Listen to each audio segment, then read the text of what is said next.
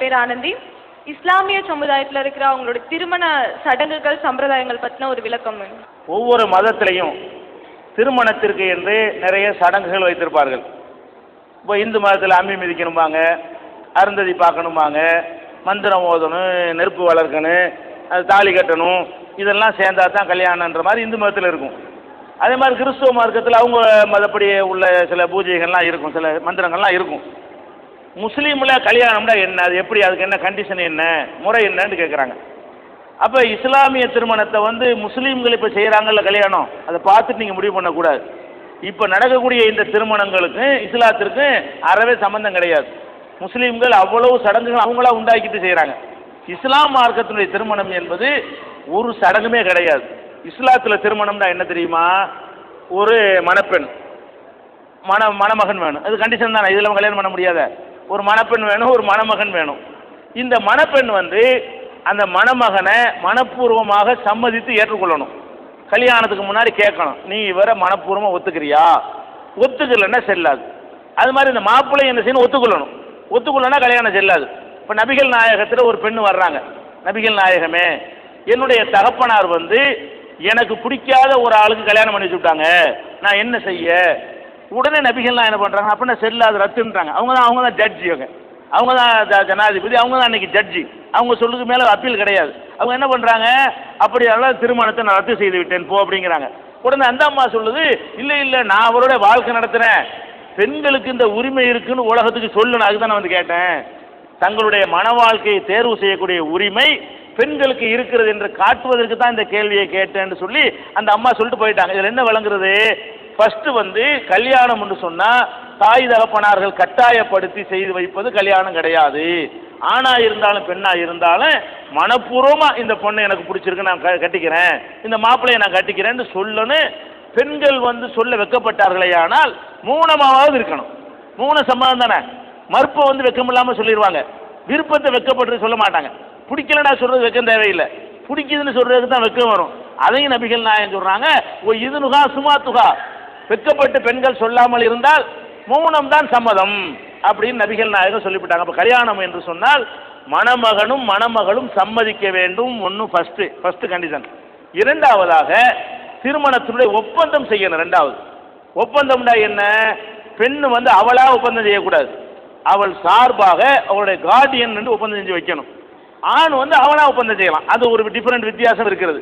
பெண்ணு அவளா ஒப்பந்தம் செய்து கொண்டாலேயானால் அவள் ஏமாற்றப்படக்கூடியவளாக இருக்கிறாள். ஏன் இப்படி இஸ்லாம் சொல்லுதுன்னு கேட்டால், உன் விருப்பப்படி தான் கல்யாணம் பண்ணி வைக்க சொல்லியாச்சுல மார்க்கத்தில், அப்புறம் ஏன் நீயா போய் பண்ணிக்கிற, நீயா போய் பண்ணுன்னு சொன்னால் பெண்களுடைய அந்த பலவீனத்தை பயன்படுத்திக்கிட்டு கல்யாணம் பண்ணுறேன்னு கூட்டிகிட்டு போய் 10 நாள் கொடைக்கானலில் வச்சு விட்டுட்டு ஓடி போயிடுவான், குத்தாலத்தில் விட்டுட்டு போயிடுவான், ஆறு கடைசியில் பஸ் ஸ்டாண்டில் விட்டு போயிடுவான், விசார கல்கத்தாவில் விட்டுட்டு போயிடுவான். இப்போ உலகத்தில் நடந்துகிட்டு இருக்கிற எத்தனை பெண்கள் வந்து இந்த ஆண்களால் ஏமாற்றப்பட்டு போயிடுறாங்க. அது நடக்கக்கூடாதுன்னு சொன்னால் அவங்களுடைய அண்ணனோ தம்பியோ மாமனோ மச்சானோ யாரோ ஒருத்தர் நின்று கல்யாணம் பண்ணி வச்சா செக்யூரிட்டி, அவன் கேட்பான், அவனுக்கு பயப்படுவான், டேய் கேட்பாங்க, கேள்வி கேட்பாங்க. அந்த ஒரு பயத்தில் தான் இன்னைக்கு வாழ்க்கையை ஓடிக்கொண்டிருக்கிறது. இன்னும் சொல்ல போனால் அதிகமான ஆண்கள் மனைவிமார்களோட வாழ்வதற்கு காரணமே சமூகத்தை பற்றிய பயம்தான். 6 மாதத்துல எல்லாமே சலிச்சு போயிடுது அவனுக்கு, எங்கிட்ட ஓடலாம்னு நினைக்கிறான், விட மாட்டாங்களே, கட்டி வச்சு அடிப்பாங்களே, அந்த ஒரு பயத்துல தான் முக்காவாசி பேர் இருந்துகிட்டு இருக்கிறனால விளங்கிருங்க. சமூக அமைப்புல ஆண்களுடைய அந்த சபல, நான் இயற்கையான மனதத்துவத்தை சொல்றேன், ஆண்களுடைய அந்த நிலையில்லாத மனதின் காரணமாக அவர்கள் 1 வருஷம் 2 வருஷம் பிறகு ஒரு மாதிரியான குழப்பத்துக்கு ஆகுறான், வேற பார்த்துட்டு போயிடுவோமா நினைக்கிறான். ஆனால் அப்படி பார்ப்பது இல்லையே, உலகம் கேட்கும், ஊரு கேட்கும், பிடிச்சி வச்சு பஞ்சாயத்தில் வச்சு கேட்பாங்க. இந்த சமூகத்தை பற்றி ஒரு பயம் தான் அந்த திருமண வாழ்க்கையை கண்டினியூவாக கொண்டு போய் கொண்டிருக்கிறது. அப்படி ஆகணும்னு சொன்னால் அப்போ பொறுப்பாளர் மத்தியில் அந்த கல்யாணத்தை செய்யணும். அப்போ பெண் சார்பாக தகப்பனோ அண்ணனோ நின்று கொள்ள வேண்டும், மாப்பிள்ளை நின்று கொள்ளணும். நின்று என்ன செய்யணும்னு கேட்டால், என்னுடைய மகளை அவர் புரிகிற பாஷையில் கேட்கணும். யார் கேட்கணும், பெண்ணுடைய தகப்பனாரோ என்னுடைய மகளையும் பாரு, பெண்ணுடைய அண்ணனாக இருந்தால் என்னுடைய தங்கையையும் பாரு, பெண்ணுடைய மாமனாக இருந்தால் என்னுடைய மருமகளைன்னு சொல்லுவார். என்னுடைய மகளை அவளுடைய பரிபூர்ண சம்மதம் பெற்று உங்களுக்கு நான் மனமுடித்து தருகிறேன். இந்த மனமுடித்து தருவது கூட மதகுரு வரக்கூடாது. வேறு மார்க்கங்களில் வந்து மதகுரு தான் கல்யாணம் பண்ணி வைப்பார். மதகுரு யார் கல்யாணம் பண்ணி வைக்கிறதுக்கு, பெற்றவன் தானே கல்யாணம் பண்ணி வைப்பான். அப்போ எங்கள் மார்க்கத்தில் என்ன இருக்கணும்னா, பெற்றோர்களோ அந்த பேரண்ட்ஸோ தான் என்ன செய்யணும், அந்த கல்யாணத்தை பண்ணி வைக்கணும். அப்போ என்னுடைய மகளை உனக்கு நான் கல்யாணம் பண்ணி தர்றேன், இவ்வளவு ரூபா மகர் வாங்கணும், டவுரி கிடையாது. உன்னிடமிருந்து இத்தனை பவுன் நகை வாங்கி கொண்டு இத்தனை ரூபாயை வாங்கி கொண்டு அவளுடைய சம்மதத்தோடு நான் உனக்கு மனம் முடித்து தந்தேன், ஒப்புக்கொள்கிறாயான்னு கேட்பாரு. மாப்பிள்ளை என்ன செய்வார்? ஒப்புக்கொண்டேன்னு சொல்லுவார். உடனே கல்யாணம் ஆகி அவ்வளோதான் கல்யாணம். இவ்வளோதான் கல்யாணங்கிறது. இது செய்வதற்கு 2 சாட்சிகள் வேணும். எந்த ஒரு காரியத்தை செய்வதாக இருந்தாலும் நாளைக்கு இல்லைன்னு மறுத்துடக்கூடாது இல்லையா?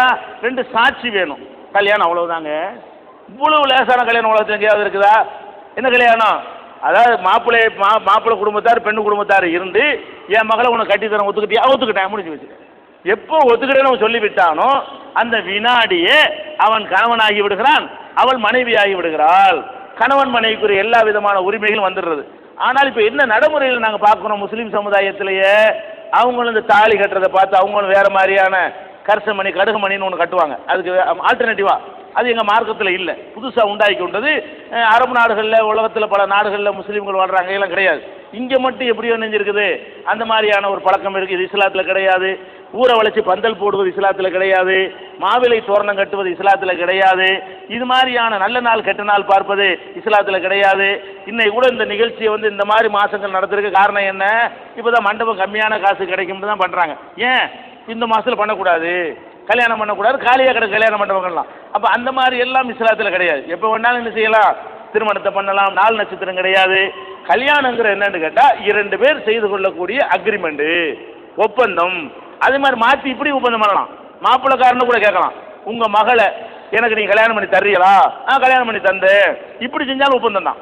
அப்போ 2 சைடில் ஒப்பந்தம் செய்து கொள்வார்களே, ஆனால் கல்யாணம் முடிந்து விட்டது. மோதிரம் மாற்ற வேண்டியதில்லை, மாலை மாற்ற வேண்டியதில்லை, ஒரு பெரிய தலைவர் வர வேண்டியதில்லை, மதகுரு வர வேண்டியதில்லை.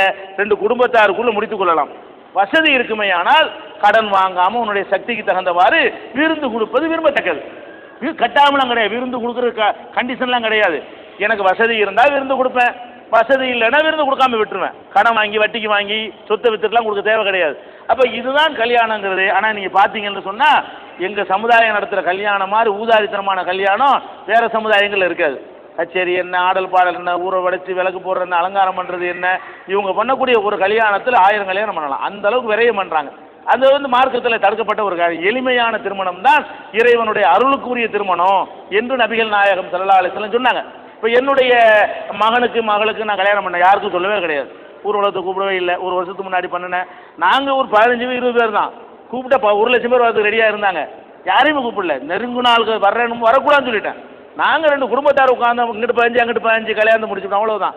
இந்த மாதிரி திருமணங்கள் வரணுமே தவிர அது ஒரு பெரிய ஃபங்க்ஷன் ஆக்கி விழாவாக்கி ஏழை பாளையலுக்கெல்லாம் சிரமத்தை உண்டாக்குற விதமாக என்ன செய்யக்கூடாது, அமையக்கூடாது.